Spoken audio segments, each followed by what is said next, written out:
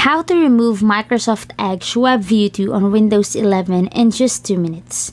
Today I'm going to show you in this fast and easy guide how you can remove it from your system so you can free space and stop it from running in the background when it's not needed.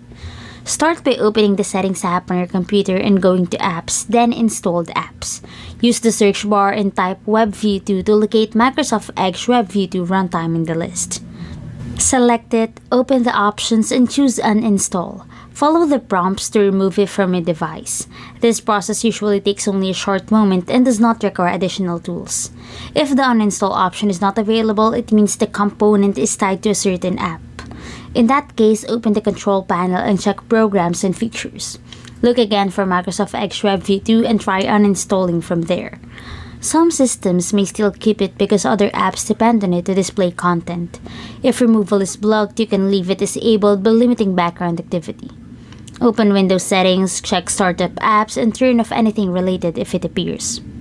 After removing or disabling it, restart your computer. This refreshes system processes and ensures it no longer runs in the background.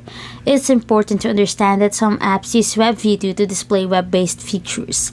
If an app stops working after removal, reinstalling WebView2 usually restores normal function. Removing Microsoft Edge WebView2 can help reduce background components and simplify your system, but the result depends on whether other programs rely on it. Once the steps are completed and your system restarts, you'll know if it stays removed or if Windows skips it for compatibility.